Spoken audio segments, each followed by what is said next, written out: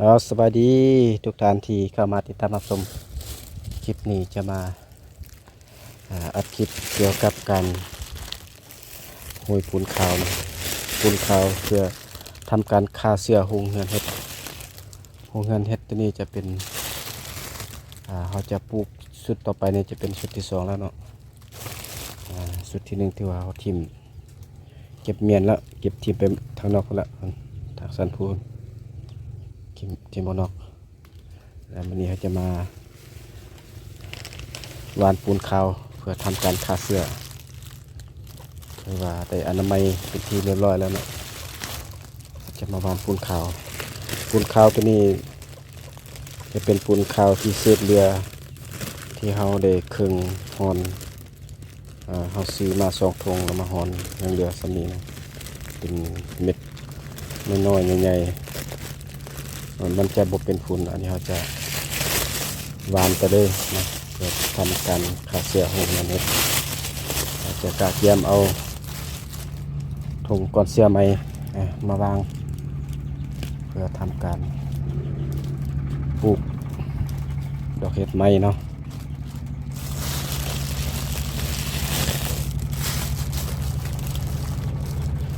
จะเริ่มเนาะจะเริ่มเลยเราจะวานให้ทั่วเลยให้จอดเลยเพื่อป้องกันไว้มีเชื้อราเข้ามา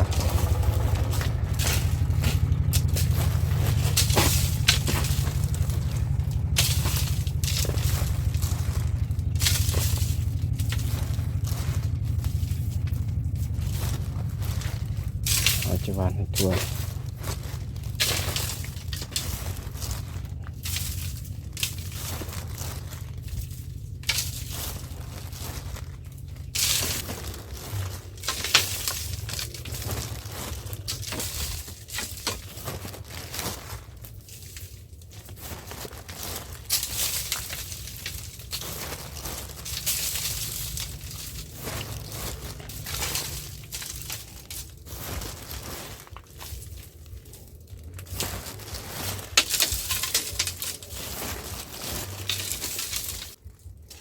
การวานปูนใส่ห้องเฮือนเพื่อป้องกันไว้ลาเนาะเข้ามารบกวนแล้วก็เป็นการไว้มดแมงเขามารบกวนถ้าท่านใดกดติดตามถ้าใครกดติดตามเพื่อการมองเห็นในคลิปหน้าต่อไปเนาะว่าเราจะดำเนินในการขยายหัวเสือแบบใดให้ติดตามรับชมไปพร้อมกัน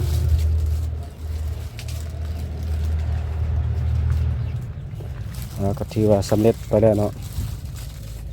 หมดเวลาที่เราได้ทำการเก็บก้อนเสือเรียบร้อยแล้วเราจะเอาเข้ามาในการบรรจุเบื้องหนึ่งอาจจะตกอยู่ประมาณ500-600 ก้อนเนาะ2 เบื้องก็ตกอยู่1,000 ปลายคันใส่เต็มหดขอบถึงนะจะเข้าอยู่ประมาณ1,200-1,300ทั้ง2 เบื้องแต่ว่าเขาจะบรรจุเพียงแต่สุดหนึ่งอยู่ประมาณ1,000ประมาณ1,100-1,200นั่นแหละสูงสุดก็ฝากกดไลค์กดติดตามสวยเด้อขอขอบใจทุกท่านที่เข้ามาติดตามรับชม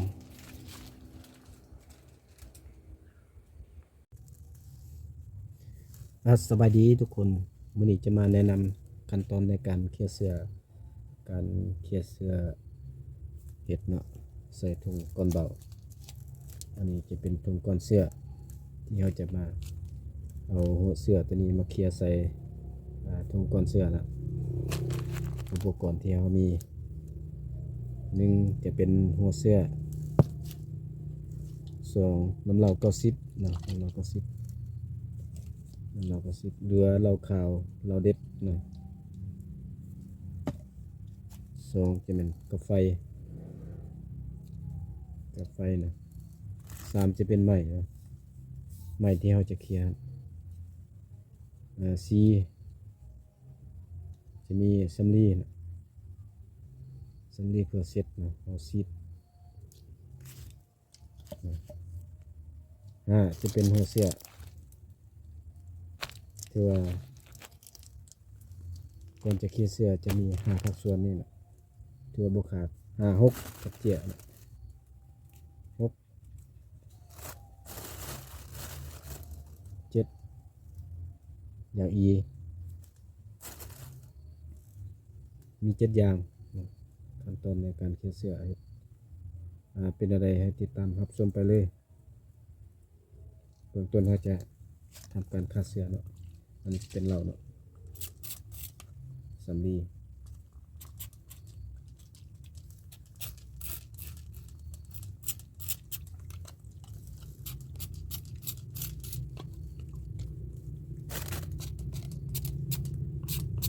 ก่อนอื่นต้องคาเสื้อก่อนจะลงมือเขี่ยเสื้อ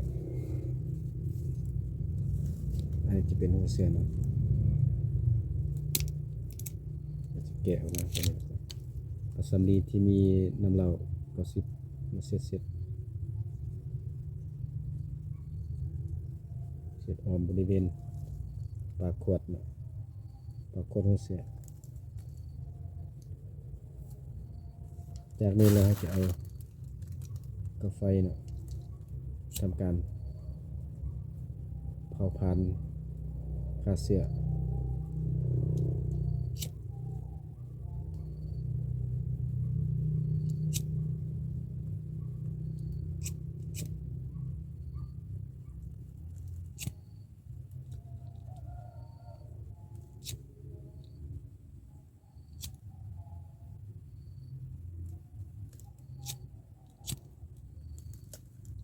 หลังจากจุดไฟคาเสื้อแล้วจะมาไขนะปาก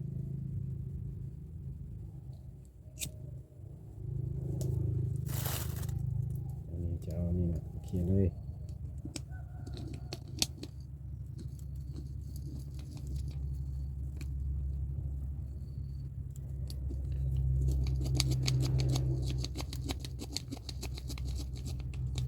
อันนี้จะ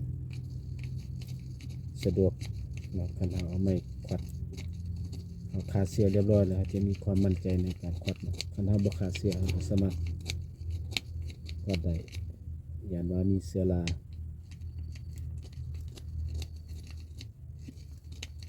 จะเป็นเสื้อราที่โมเลกุลน้อยที่สุดที่เราบ่เห็นเนาะ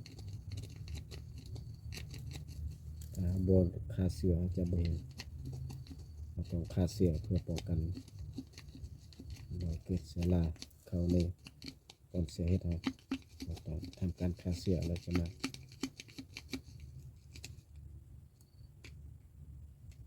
เขียนแบบนี้นะ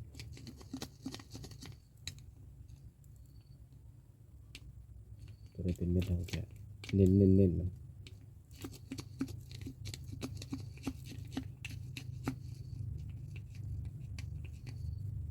ละเอียดเนาะโอเค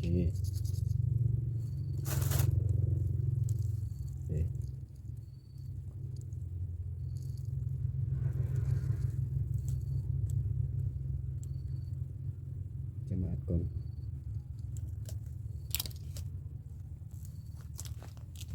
ขั้นตอนต่อไปเราจะเสียบไปเลย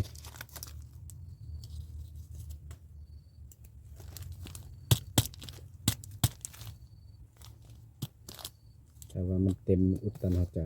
เอาออกเนาะถ้ามันบ่เต็มมันพอดีแล้วก็ใส่ได้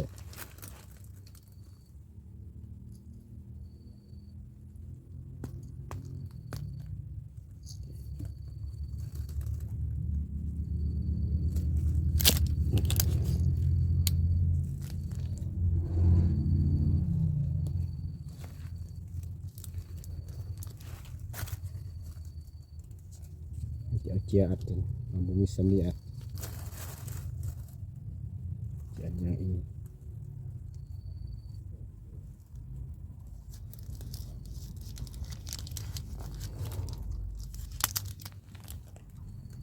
เรียบร้อย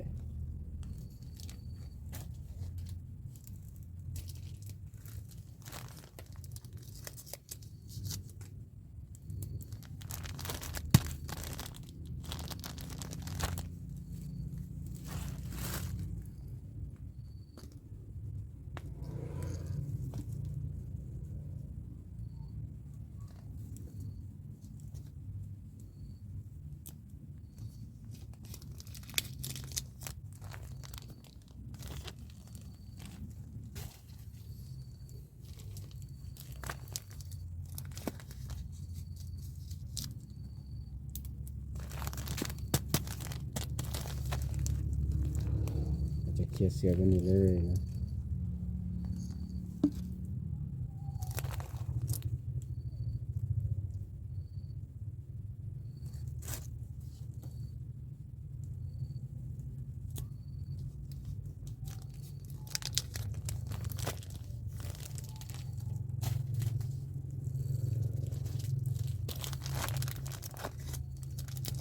เครื่องแต่มันบ่แน่นมันจะดึงนะดึงมันแน่น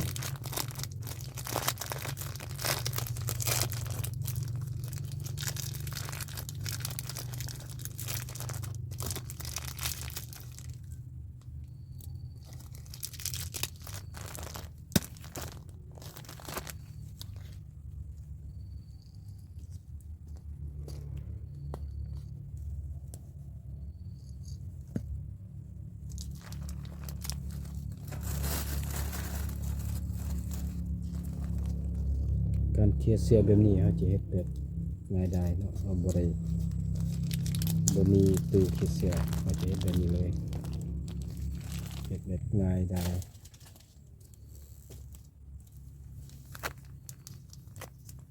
ทุกครั้งตอนจะเทียเสือต้องมีน้ำเหลากระสิบเพื่อทำการฆ่าเสือสะก่อนจะค่อยลงมือทำเนาะค่อยลงมือเฮ็ด